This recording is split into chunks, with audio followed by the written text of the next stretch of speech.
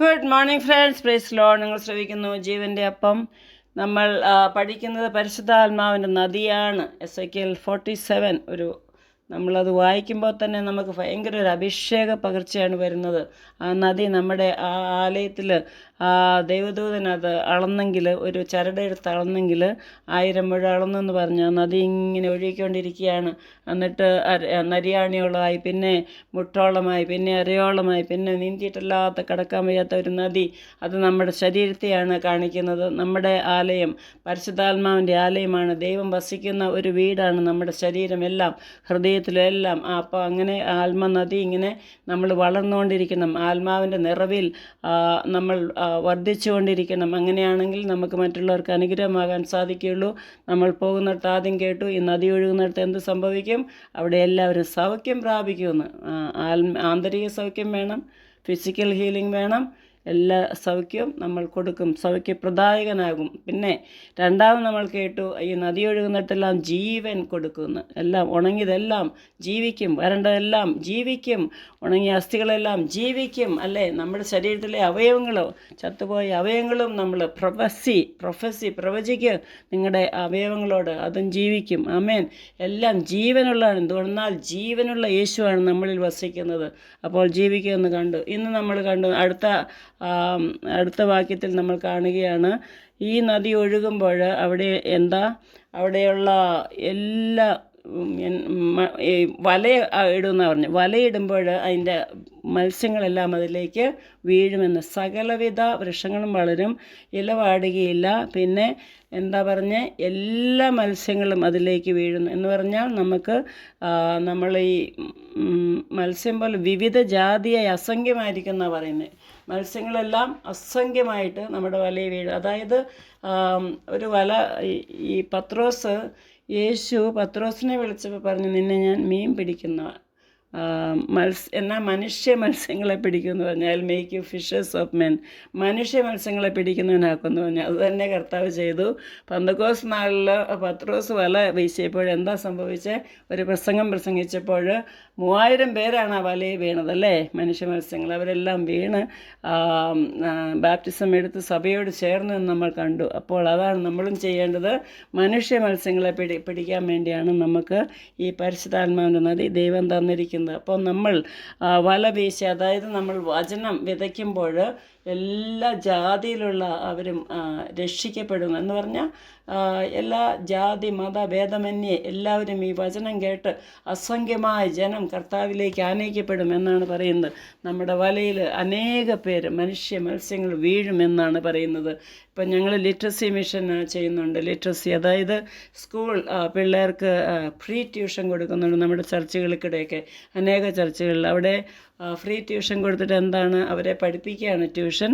പിന്നെ കർത്താവിനെ പറ്റി പറയും, പാട്ട് പഠിപ്പിക്കുകയും. അങ്ങനെ അനേക പേര് കർത്താവിൻ്റെ മനുഷ്യ കുഞ്ഞുങ്ങളൊക്കെ കർത്താവിലേക്ക് ആനയിക്കപ്പെടും. അതാണ് ദൈവം ആഗ്രഹിക്കുന്നത്, അല്ലേ? എല്ലാവരും സത്യം അറിയണം. ആരും മതമാറ്റം ഒന്നുമല്ല, സത്യം അറിയണം. സത്യം അവരെ വിടുവിക്കും. The truth shall make you free എന്നാണ് പറയുന്നത്.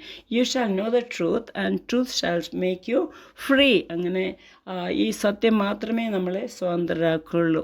അതുകൊണ്ട് എവിടെ ചെയ്യുന്നു, എവിടെ വചനം വിതയ്ക്കുന്നു, അത് വൃഥാവാകുകയില്ല. ഒരു വചനം കുത്തുകൊണ്ടാൽ മതി, അല്ലേ? ഒറ്റ വചനം കുത്തിയാൽ മതി. അവർ അവർ രക്ഷപ്പെടും. അതായത് അവർ മാനസാന്തരപ്പെടും. കർത്താവേ, മനസാക്ഷി കുത്തുണ്ടാകും. എന്നിട്ട് ദൈവമേ, ഞാൻ എന്നെ തന്നെ ഏൽപ്പിക്കുന്നു എന്ന് പറഞ്ഞ് കർത്താവിലേക്ക്, യേശുവിനെ അറിയാൻ സാധിക്കും. അതാണ് മനുഷ്യ മത്സ്യങ്ങൾ നമ്മുടെ വലയിൽ വീഴുന്നത്.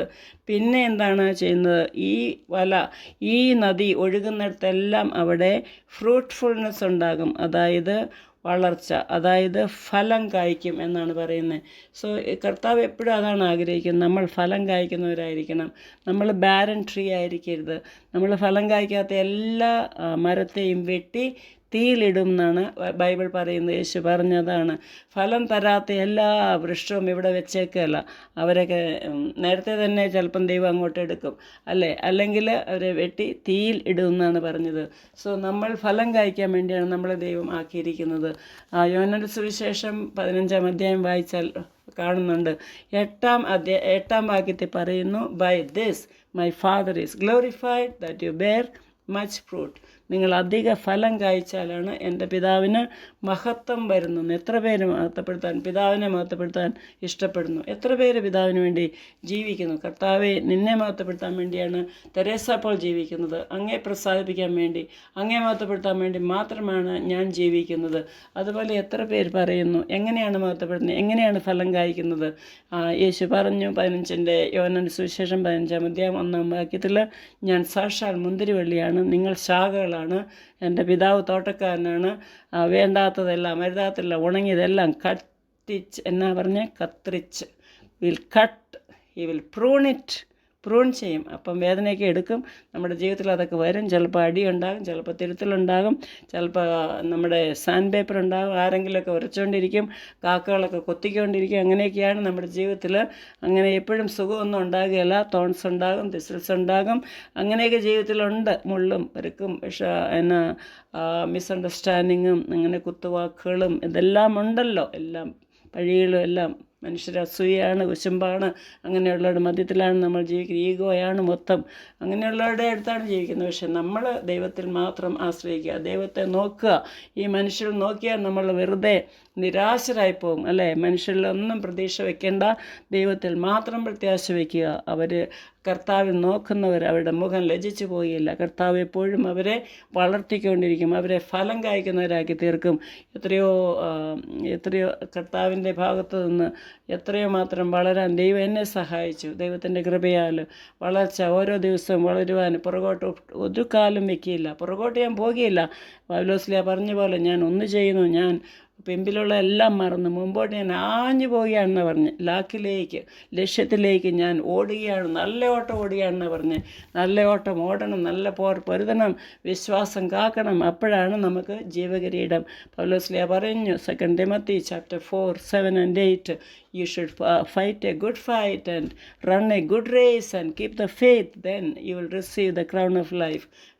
crown of righteousness, നീതിയുടെ കിരീടം ലഭിക്കും, ജീവൻ്റെ കിരീടം ലഭിക്കും, മഹിമയുടെ കിരീടം ലഭിക്കും. അങ്ങനെ ദൈവം നമുക്ക് വേണ്ടി കിരീടം വെച്ചിരിക്കുകയാണ്. അങ്ങനെ ഫ്രൂട്ട്ഫുള്ളാകുവാൻ കർത്താവ് എല്ലാവരെയും അനുഗ്രഹിക്കട്ടെ. വെറുതെ ജീവിച്ച് വെറുതെ മീനിങ്ലെസ് ലൈഫ് ജീവിക്കരുത് ആരും. ഒരു അർത്ഥമില്ലാത്ത ജീവിതം ആരും ജീവിക്കരുത്. ഒരാളും ഒരു സമയം പോലും വേസ്റ്റ് ചെയ്യാൻ പാടില്ല. ടി വിയുടെ മുമ്പിൽ ഇരുന്നുകൊണ്ട്, ഫോണിൽ കൂടെ തന്നെ ഇരുന്നുകൊണ്ട് അങ്ങനെ നമ്മൾ സമയം വേസ്റ്റ് ചെയ്യരുത്. കുറേ നേരം റെസ്റ്റ് എടുക്കുമ്പോൾ മാത്രം ഞാൻ അങ്ങനെയാണ് ഫോൺ ഉപയോഗിക്കുന്നത്. When I rest in the afternoon or sometimes not otherwise.